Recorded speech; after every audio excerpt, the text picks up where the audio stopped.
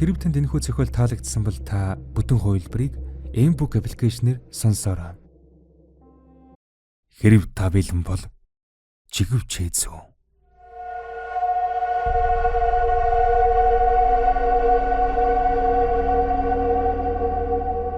Хоолой. Зохиолыг бичсэн Trinity. Дуу оруулсан Б. Оргилволд. 4. Би зүүднээс нь цочин сэрлээ. Орчин тойрны шалавхан гэгч нэгжин харлаа. Мөн байна. Миний өөрийн худалдаж авч тогтчулсан байр. Хэдийгээр гадаадаас ирээд худалдаж аваад одоо ердөө ганцхан сар болж байгаа ч би энэ байрандан хэдийн дасал болж амжижсэн. Би өөрийгөө энэ танил болсон орчин дом байгааг мэдээд хачин их тайвширлаа. Толгой буд үсрэх нү гэлтэн ангалзан өвдөнө. Өжигдрийн уусан шарааригны хоосон лонхнууд хогийн савны хажуугаар хөглөрнө.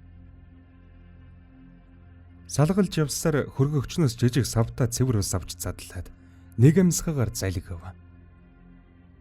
Дэми балааг үнийг бодолдон автаад хэрэг хэмжээнээс хэдрүүлээд уучгаач. Тэгээд түүнээсээ болоод бүр ёрын муухагаар хар дарж зүүдэлсэн байхань. Тийм ээ, зүгээр л хар дарсан зүүд. Гэвч тэрхүү зүүдний бүдгхэн улмөр ухамсарын минь гүнд тухтайхан гэгч нь үүрийн засчгаа болтой. Би 32 тоодод орчихсон байсан. Бас тэнд халиун байсан гэх бодол сэтгэлийн далд нэгэн мухраас үе үеийнхэн час хийдэл чимхэх шиг болно. Яг л хоосон зүйт биш. Бүр бодтойгоор шүн дунд өөрийн мэдлгүй тэнж яваад 32 тоодод орчихсон юм шиг л.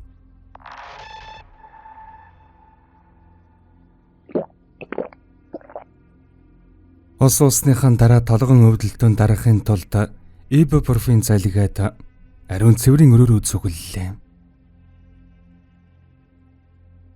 Угаалгын өрөөний толинд өөрийгөө харлаа. Ядарч сүмийсэн хэрнээ хурц шийдэмгийн ширтэх өөрийнхөө харцтай тулв. Ямар нэгэн зүйл ихлүүлсэн бол заавал ард нь гардаг хурц шийдэмгийн харц. Чухам энэ шийдэмгийн зан чанараар аль бие амжиргаагаа залгуулж, амьдралаа зохицуулж өнөөдрийг хүрсэн. Амьдрал зохиох гэж оролдсон 3 удаагийн гэрлэлтийн бодлого үйдлэн ч гэсэн би энэ шийдэмгийн зангийнхан ачаар даван гарсан. Ер нь тэдгээр салалтуудын гол шалтгаан нь юу байсан болоо? Хэмээн би өөрөөсөө асуув. Магадгүй 32 тоодод амьдардаг байсан халиун байх хэмээн далд ухамсар минь хариу шивнэв. Ингээд би шүдэ угаан зогсож байхдаа өөртөөгөн нухацтайхан гэгч нь ярилцаад амжиллаа.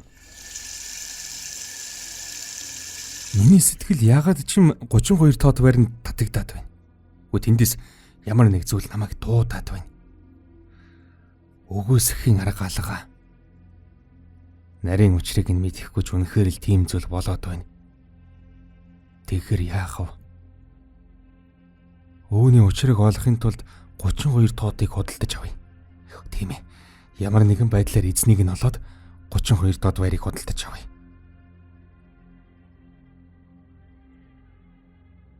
Энэ өдөр шаардлагатаас нь салж авангуудаа зарим нэг хуучин танилтайган холбогдоод чамгүй дуршлагатай гэх нэгэн хувийн мөрдөгчийн утсыг олж авлаа.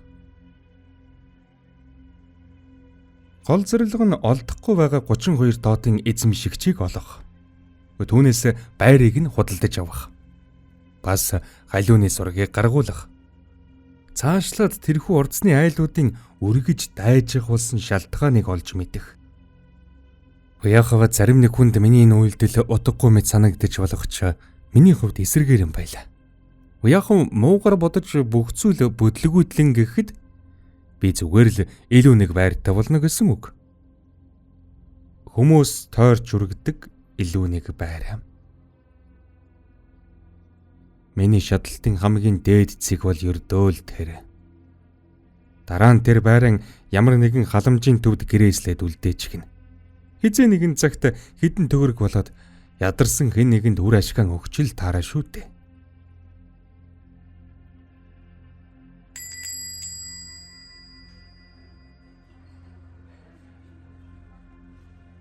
Өдөөс хойш би хотын төвийн кофе шопт манхан гэж өөрийгөө танилцуулсан хижил насны мөрдөгч эрхэмтэй уулзлаа. Манхан цагдаагийн байгууллагад мөрдөгчөөр ажиллаж байгаад тэтгэвртэн гарсан нэгэн ажээ. Өгдөө цөөнтэй нягт няхуур нэгэн гэдэг нь харвас андашгүй. Тэр өөрөө ярихаасан илүү зөвхөн намааг яриулж дэвтэр дээр зарим нэг зүйлүүдийг тэмдэглэж авна. Айлууд тогтдоггүй ордсны тухай ярихад минь дэвтэрлүгэн ширтэж байсан хоёр хардсан над руу нэг хальт хараад буцаад дэвтэрлүгэн шилжлээ. Магадгүй намайг эрүүлхэн мөн эсхийг нягталж буултаа.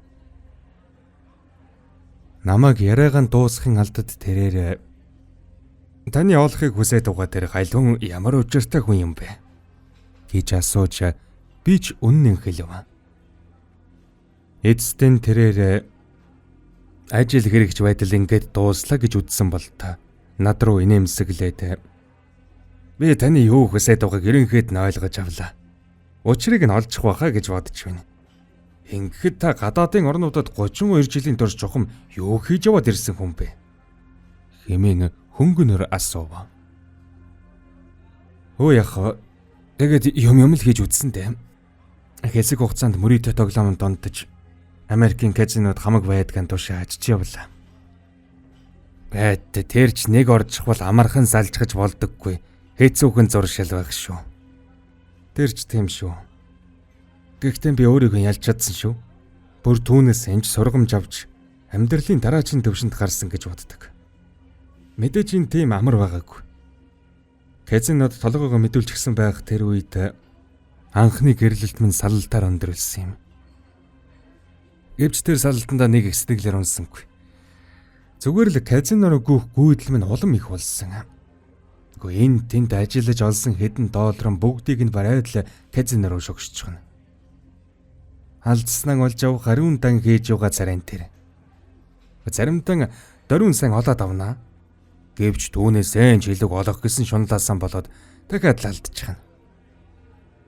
Энэ даянч аваа удаан үргэлжилж миний ялагдал эцэс төгсгөлгүй үргэлжилж байлаа. Гэвч эцэстээ би ял гарган олж чадсан юм. Гэхдээ тэр нь юу илээ? Хүлийн зөвшөөрөх. Өөрийн ялагдлан хүлийн зөвшөөрөх байсан. Эцэстээ тэр нь л миний ялалт болон хувирсан юм та. Би казинод алдсан мөнгнөөс сохор зоос эргүүлж авч чадаагүй. Бүр авахчгүй гэж шийдсэн. Тэр үед л би өөрийгөө шинээр харах шиг болсон доо. Тэгэж шийдснийхэн дараа хот хоорондын тээврийн том машин жолоодохоос эхлээд таарсан ажил бүрийн гол шилэлгүй хийсэн тэм. Авсан цалин мөнгөнд анхаарал хандуулах сонирхолж байхгүй. Зүгээр л ажиллаад л байсан. Өөртөө мөнгө зарцуулахгүй, өөрийгөө шийтгэж байсан тэр байсан юм болов уу та. Казинод хамаг мөнгө цаг хугацаагаар алдаж байхдаа би өөрийн мэдлгүй ихцүүлд суралцсан байсан юм. Ядчил байдаг бүхнийг хөвүүлчихсэн үеийн хамгийн өртөг багтаа хямд зардлаар амьдрах харгаад суралцсан байсан. Ээжнээ их цалин авлаач тэр хямд аргаараа л амьдраад байсан. Казинод алдснаа эргэлт буцалтгүй хүлээн зөвшөөрсөн болохоор дахин мөрөдө тоглох хэрэг байгаагүй. Харин амьдрах хэв маяг минь миний зуршил болон үлдсэн байв. Би хичнээн их цалин авсан ч үндсэн таруухан хэрэглэнээс илүү гаргахгүй байгаагаа анзаарсан. Тэгээд л илүү гарсан тэр мөнгө минь хоримтлал болж тэр хоримтлал өссөөр хөрөнгө оруулалт болсон доо. Эцсийн хөрөнгө оруулалт гэсэн зуршил болж тэр дадлаараа хэд хэдэн орнуудаар хэрэн тэнүүчилж янз бүрийн бизнес хийж явсараа нэг л мэдхэд 30 гаруй жилийн өнгөрөөж гисэн байгаагаа анзаардаг юм байна. Тэгээд л нутагтаа боцож ирэхээр шийдсэн хэрэг. Эхийг олж байгаа юм шиг санагддаг байсан ч эцэстэн өөрийгөө юу ч хөө байгаагаа мэдэрдэг л юм байна. Надад одоо хүний амьдралд хамгийн чухал байр суурийг эзэлдэг гэр бүл гэж алга. Энэ бүхнийг төрсөн нутагтаа ирж байж л илүү сайн анзаарч байна. Тийм болохоор л ингээд танаас аяла 32 жилийн өмнө холбоо тасарсан хүний сургийг гаргаж өгөхийг хүсэж сууж байна. Таны түүх яриа чинь сонирхолтой байлаа. Ингээд та нутагтаа ирээд хэр удаж байгаа байлээ? Цаадаа дөнгөж сар орчим л болж байна та. Ойлгомжтой. За, тантай танилцахад таатай байлаа. Цаг хугацаа гэдэг тимийн эврэхэд тэнд тухайрын зүйл байдаг болохоор энэ удаад энэ хүрээд зогсъё. Би одоо эндээс гарамх цаашууд ажиллан эхлүүлнэ. Ойлголоо. Танд баярлалаа. Нэр нь тийм ээ. Та тохирсон ажлын хөлсний хүн 50%-ийг өнөө оройдоо багтаагаад миний данс руу шилжүүлээрэй. Үлдсэн 50%-ийг нь ажлаа дуусны дараа авах болно. Тэгэлгүй яах вэ? Төлбөрийн тал дээр асуудалгүй. Би таны ур чадварт бүрэн итгэж байна. Би ойрын хугацаанд тань руу өөрөө эргээд холбогдох болно. Баяртай. Хэрв танд энэхүү зохиол таалагдсан бол та бүтэн хувилбарыг M-Book аппликейшнээр сонсоорой.